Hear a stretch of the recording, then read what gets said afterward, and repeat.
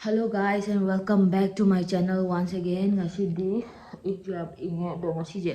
khoi museum da chatse na hainari boko ado museum je lolam basu ya ngasi di ga ngai numit ni na ado anga na sum khoi na umpina museum chattaba koire museum chattaba koire am tang chatninge kainom yeng ningi ma ado aduna ma museum yeng ningi ha bi da khoi sum pubiru ke tawne ba ngasi je ado kaigumba museum je lolam taragadi Kangla do ina chattoine ado mayam kuire video su thagatabako ado sigi mamangda video ama hana thagalakani kanoge angangsinggi challenge video ado angangsinggi challenge video do imoino numita nambane bako hathu nambaga ado moina namse haimandana id phajana arrange tawraga namba natteba sum ngahak angangi interest nambane ba adu na background ki kaido dum puramda namjangibani na ko yamna kharadi yam phajadre ba do gasu angangsinggi interest ta mayam adugi video du su yengbiramo aduga masigi video se hawrage ngasi video se hawtungai mamangda mayam happy new year ai happy new year gi video so amta namdre aduna ngasi oina haijarage happy new year everyone adu ngasi mayamna haidi khanbiba khanjaramba natraga tawge khanba khudima handak chahi tawba ngambo oibiro ado aigisu subscribers yam khatpa jai handak chahi gi target ne duna handak chahi je anau chahi na lakpasida mayam subscribe button da chachat nambiramaga aiju subscriber kitang hengat hanbiro aduna mayam dasu request tawjari subscriber hengapada mating pangbiyo aduga like amom tangsu nambiramo aigi video da ado yam sangnai introduction tawjagre matang sida ai introduction jidi loshalaga video do ina mai onjalase mayam video je hawjarage nungai bitagadi like nambiramo aduga subscribe to saja tawbiramo subscribe tawuda kashu kaino tawuna tidana awaba nate angangwa machugi button do tak namba khatane aduna adum tang nambiramo aduga makhataba video namjarage ai toina jo video thagappa ngamde aduna aina thagachariba video khara sida support tawbiramo aduga let's go.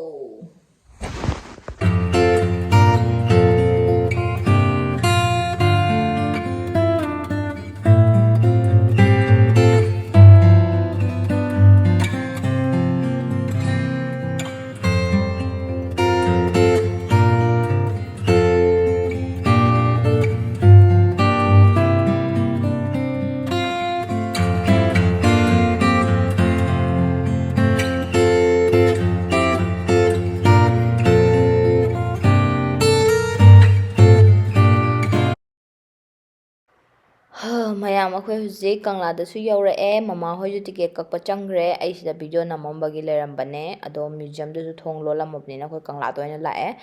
adu Kangla do ina changasi aduga ticket maman ke kaisu kya piri ki yengse thaina di kuire ai laktaba chahi ani ohum sure Kangla da laktaba se ado mayam sigi visiting hours ke kai ju post oraga haipet yengbiyo aduga monday da di close oire adu moi ticket kagla ani aduga yengasi ticket du sumaino in tawre hujikan di yam phajare lupa tara pi male ticket se adu manung da changaga amu charage kai school gi excursion chatpada no ba kai school gi da no ba ha kaida imphal valley school gi ya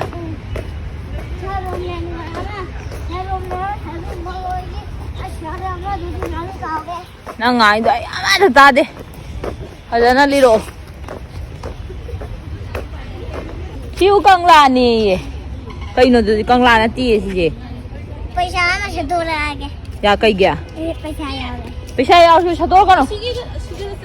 chang musik ang hala pura chang ना कदे हल्ला दबदे kai gya kana haina असोना कने हल्ला से kai gya handa he handa colour he ba tan ha ke ji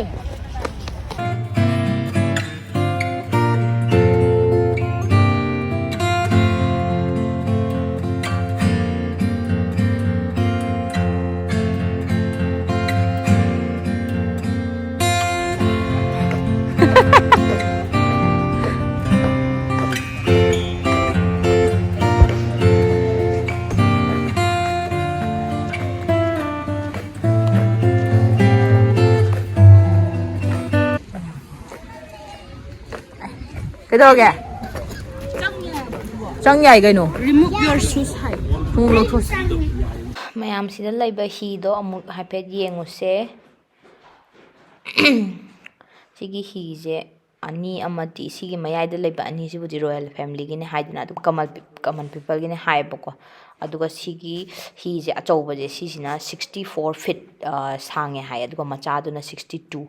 ꯑꯗꯨꯒ ꯃꯌꯥꯝ ꯁꯤꯒꯤ ꯃꯔꯝꯗ ꯏꯟꯐꯣꯔꯃꯦꯁꯟ ꯈꯪꯅꯤꯡꯕ ꯇꯥꯔꯒꯗꯤ ꯄꯣꯁ ꯇꯧꯔꯒ ꯁꯤꯒꯤꯁꯤꯗ ꯑꯗꯨꯝ ꯄꯥꯕꯤꯔꯣ ꯁꯤꯗ ꯂꯣꯏ ꯏꯔꯦꯗꯅ ꯑꯗꯨꯒ ꯑꯩ ꯃꯈꯥ ꯇꯥꯕ ꯚꯤꯗꯤꯑꯣ ꯑꯃꯨꯛ ꯍꯥꯞꯆꯔꯛꯀꯦ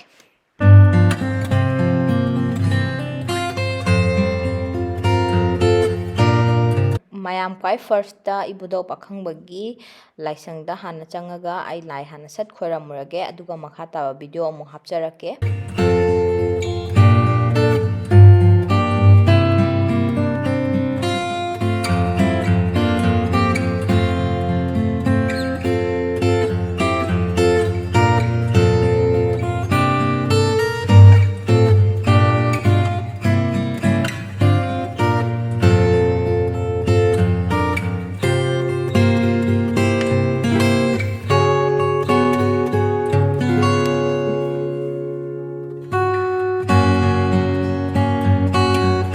ꯊꯛꯐꯝ ꯂꯩꯔꯦ ꯀꯪꯂꯥ ꯁꯥ ꯑꯁꯤꯗ ꯀꯩꯀꯩ ꯏꯒꯦ ꯌꯦꯡꯉꯨꯁꯤ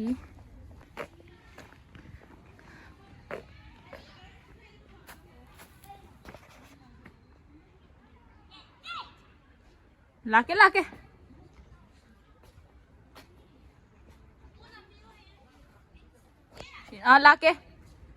ꯃꯦꯞ ꯑꯣꯐ ꯀꯪꯂꯥ ꯁꯤꯅ ꯃꯩꯇꯩ ꯃꯌꯦꯛꯇ ꯏꯕ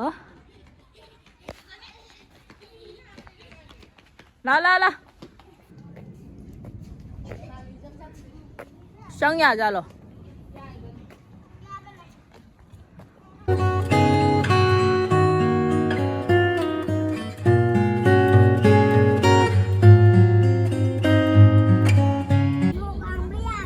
हे हांगुनु कनोगी महाराज नरसिंहगिने ए चंगुनु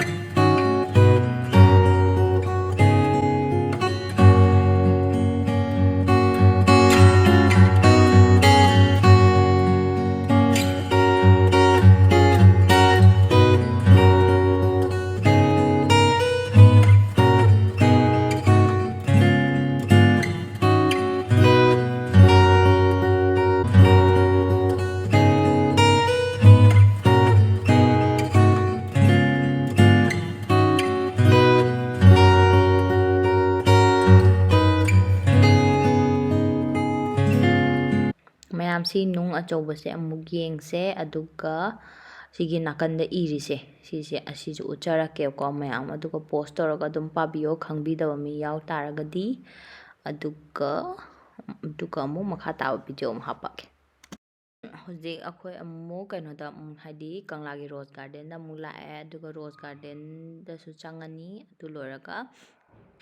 ꯃꯣꯏ ꯀꯦꯐꯦꯇꯔꯤꯌꯥ ꯑꯃꯁꯨ ꯂꯩꯌꯦꯕ ꯑꯗꯨꯗꯁꯨ ꯍꯥꯏꯐꯦꯠ ꯀꯩꯀꯩ ꯌꯥꯎꯒꯦ ꯌꯦꯡꯉꯒꯦ ꯑꯗꯨꯒ ꯉꯥꯏꯍꯥꯛ ꯀꯩꯅꯣꯝ ꯆꯥꯔꯒꯦ ꯀꯩꯒꯤꯅꯣꯗ ꯄꯨꯡꯁꯨ ꯊꯦꯡꯖꯜꯂꯛꯑꯦꯕꯀꯣ ꯑꯗꯨꯒ ꯑꯩꯈꯣꯏ ꯂꯟꯆꯁꯨ ꯆꯥꯔꯛꯇꯦꯕ ꯉꯁꯤꯁꯦ ꯍꯥꯏꯗꯤ ꯃ꯭ꯌꯨꯖꯤꯌꯝ ꯆꯠꯀꯅꯤꯅ ꯊꯣꯛꯂꯛꯄꯅꯤꯅ ꯍꯥꯏꯗꯤ ꯊꯨꯅ ꯇꯧꯔꯒ ꯍꯟꯒꯗ꯭ꯔꯥꯅ ꯈꯟꯕ ꯑꯗꯣ ꯁꯨꯝ ꯊꯦꯡꯖꯜꯂꯛꯑꯦ ꯀꯪꯂꯥꯁꯦ ꯄꯨꯡ 1-2 ꯈꯇꯪ ꯆꯪꯉꯒ ꯀꯣꯏꯕꯗꯣ ꯑꯗꯨ ꯌꯥꯗꯦꯕ ꯀꯪꯂꯥꯁꯦ ꯌꯥꯝ ꯀꯨꯏꯅ ꯆꯪꯉꯦ ꯍꯧꯖꯤꯛꯀꯥꯟꯗꯤ ꯀꯪꯂꯥꯁꯦ ꯑꯗꯨꯝ ꯍꯥꯏꯗꯤ ꯄꯨꯡ 3-4 ꯀꯥꯏꯊꯣꯛꯑꯒ ꯂꯥꯛꯇ꯭ꯔꯒꯗꯤ ꯍꯥꯏꯗꯤ ꯂꯣꯏꯅꯃꯛ ꯌꯦꯡꯕꯗꯣ ꯐꯖꯅ ꯐꯪꯗꯦꯕ ꯈꯪꯍꯧꯗꯦꯕ ꯄꯨꯡ 3-4ꯁꯦ ꯀꯃꯥꯏꯅ ꯆꯠꯈ꯭ꯔꯤꯅꯣꯁꯦ ꯑꯗꯣ ꯔꯣꯁꯁꯨ ꯐꯖꯕ ꯃꯌꯥꯝ ꯁꯥꯠꯂꯦ ꯃꯆꯨ ꯁꯥꯠꯂꯦ ꯌꯦꯜꯂꯣ ꯄꯤꯡ ꯔꯦꯗ ꯃꯌꯥꯝ ꯁꯥꯠꯂꯦ ꯑꯗꯒꯤ ꯁꯤ ꯂꯣꯏꯔꯒ ꯑꯩꯈꯣꯏ ꯀꯦꯐꯦꯇꯦꯔꯤꯌꯥꯗ ꯀꯩꯅꯣꯝ ꯑꯃꯨꯛ ꯆꯥꯔꯨꯔꯒꯦ ꯑꯗꯨꯒ ꯑꯃꯨꯛ ꯎꯠꯂꯛꯀꯦ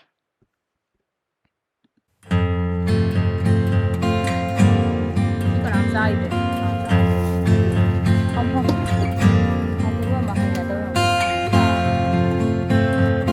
ꯃꯌꯥꯝ ꯀꯪꯂꯥ ꯃꯅꯨꯡꯗ ꯂꯩꯕ ꯀꯦꯐꯦꯇꯦꯔꯤꯌꯥꯗꯣ ꯑꯗꯨꯒꯤ ꯀꯣꯐꯤꯗꯣ ꯑꯃꯨꯛꯇꯪ ꯇ꯭ꯔꯥꯏ ꯇꯧꯕꯤꯌꯣ ꯌꯥꯝ ꯍꯥꯎꯕꯅꯦ ꯂꯨꯄꯥ 10ꯇꯪꯁꯨ ꯄꯤꯕꯅꯦ ꯑꯇꯩ ꯑꯇꯩ ꯆꯥꯗ꯭ꯔꯁꯨ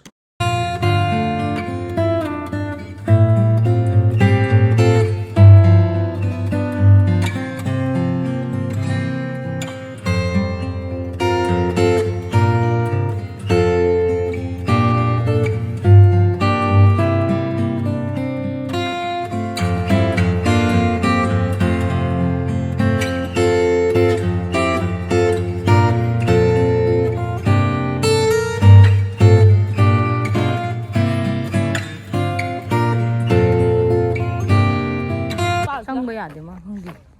temple of Shri Govinda temple ꯆꯪꯉꯕ ꯑꯩ ꯁꯤ ꯃꯅꯨꯡ ꯆꯪꯉꯦ ꯑꯩꯗꯤ ꯆꯪꯕ ꯌꯥꯗꯦ ꯍꯧꯖꯤꯛꯇꯤ ꯆꯪꯕ ꯌꯥꯗ꯭ꯔꯦ ꯑꯩꯗꯤ ꯊꯥꯏꯅ ꯆꯪꯉꯦ ꯁꯤ ꯃꯅꯨꯡꯗ ꯊꯥꯏꯅ ꯌꯥꯎꯁꯪꯒꯤ ꯁ꯭ꯄꯣꯔꯠꯁꯀꯤ ꯂꯥꯛꯄ ꯀꯥꯟꯗ ꯔꯤꯄꯦꯌꯔꯤꯡ ꯇꯧꯔꯤ ꯂꯣꯏꯔꯀꯥꯟꯗ ꯆꯪ ꯌꯥꯗꯣꯏ ꯇꯦꯝꯄꯜꯁꯦ ꯀꯩꯅꯣ ꯅꯪ ꯄꯥꯊꯣꯛꯄ ꯑꯃꯗ ꯄꯥꯔꯛꯑꯣꯅꯦ ꯑꯗꯨꯗꯣ ꯀꯩ ꯍꯥꯏꯅꯣ ꯁꯤꯁꯦ ꯁꯤ ꯀꯩꯅꯣ H R I ꯀꯩ ꯍꯥꯏꯅꯣ ꯁꯤ ꯀꯩꯅꯣ ꯑꯗꯨꯗꯤ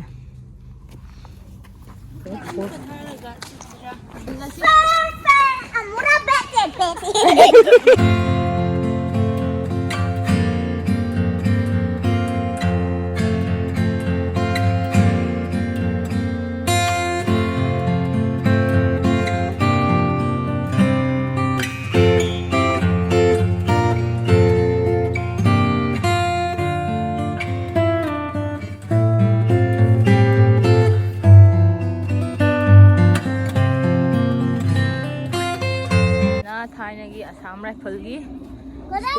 ꯁ꯭ꯀꯨꯜ ꯂꯩꯔꯝꯕꯩꯅꯦ ꯑꯁꯥꯝ ꯔꯥꯏꯐꯜꯒꯤ ꯁ꯭ꯀꯨꯜꯁꯦ ꯀꯩꯀꯩ ꯂꯩꯒꯦ ꯌꯦꯡꯁꯤ ꯂꯥꯎ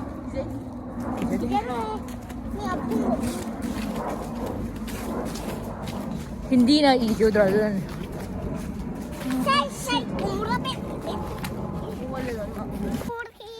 Sacred site of Lord Sanamani. Ay, the ball. Yes, I'll do this.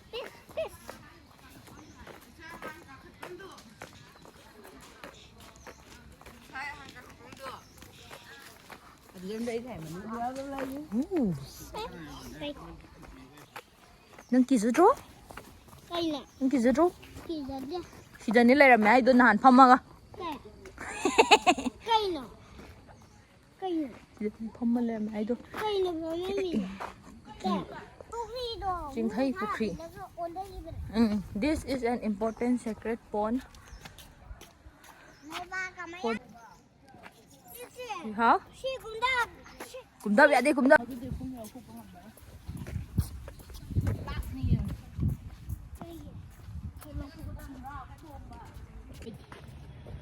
Bye bye. Hale. Nura hai cô. Let's go home. Muzam chuti lo le ngasidi. Hayang di suti ni. Information. Gift nang pili ba? Bigi gift. ꯃꯌꯥꯝ ꯃꯇꯥꯡꯁꯤꯗ ꯚꯤꯗꯤꯑꯣꯁꯦ ꯂꯣꯏꯁꯤꯟꯖꯔꯒꯦ ꯅꯨꯡꯉꯥꯏꯕꯤ ꯇꯥꯔꯗꯤ like share and subscribe ꯇꯧꯕ ꯀꯥꯎꯕꯤꯔꯝꯒꯅꯣ ꯑꯗꯨꯒ ꯃꯌꯥꯝ ꯍꯥꯏꯗꯤ ꯌꯥꯔꯤꯃꯈꯩ ꯃꯌꯥꯝꯒꯤ ꯐ꯭ꯔꯦꯟꯁ ꯐꯦꯃꯤꯂꯤꯁꯤꯡꯗꯁꯨ ꯁꯦꯌꯔ ꯇꯧꯕꯤꯔꯝꯃꯣ ꯑꯗꯨꯒ ꯃꯇꯥꯡꯁꯤꯗ ꯉꯁꯤꯒꯤ ꯑꯣꯏꯅꯗꯤ ꯚꯤꯗꯤꯑꯣꯁꯦ ꯂꯣꯏꯁꯤꯟꯖꯔꯒꯦ thank you so much for watching ꯉꯁꯤꯐꯥꯎꯗ ꯁꯞꯄꯣꯔꯠ ꯇꯧꯕꯤꯔꯛꯄꯩꯗꯃꯛꯇ ꯌꯥꯝꯅ ꯅꯨꯡꯉꯥꯏꯕ ꯐꯣꯡꯗꯣꯛꯆꯔꯤ ꯃꯈꯥ ꯇꯥꯅꯁꯨ ꯁꯞꯄꯣꯔꯠ ꯇꯧꯕꯤꯔꯛꯀꯅꯤꯅ ꯊꯥꯖꯩ ꯑꯗꯨꯒ ꯁꯕꯁꯀ꯭ꯔꯥꯏꯕꯔꯁꯨ ꯁꯕꯁꯀ꯭ꯔꯥꯏꯕ ꯇꯧꯗꯕ ꯃꯌꯥꯝ ꯑꯃꯁꯨ ꯁꯠ ꯁꯕꯁꯀ꯭ꯔꯥꯏꯕ ꯇꯧꯔꯒ ꯁꯕꯁꯀ꯭ꯔꯥꯏꯕꯔꯁꯦ ꯈꯤꯇꯪ ꯍꯦꯟꯒꯠꯍꯟꯕꯤꯌꯣ ꯑꯗꯨꯒ ꯀꯃꯦꯟꯁꯨ ꯄꯤꯕꯤꯔꯝꯃꯣ ꯑꯗꯨꯒ ꯉꯁꯤꯒꯤ ꯑꯣꯏꯅꯗꯤ ꯚꯤꯗꯤꯑꯣꯁꯦ ꯃꯇꯥꯡ ꯁ꯭ꯋꯥꯏꯗ ꯂꯣꯏꯁꯤꯟꯖꯔꯒꯦ thank you so much for watching see you again in my next video bye bye ꯕꯁ ꯂꯥꯛꯑꯔꯣꯏꯌꯦ ꯒꯥꯔꯤꯗ ꯇꯣꯡꯍꯧꯔꯁꯤ ꯂꯥꯛꯑꯣ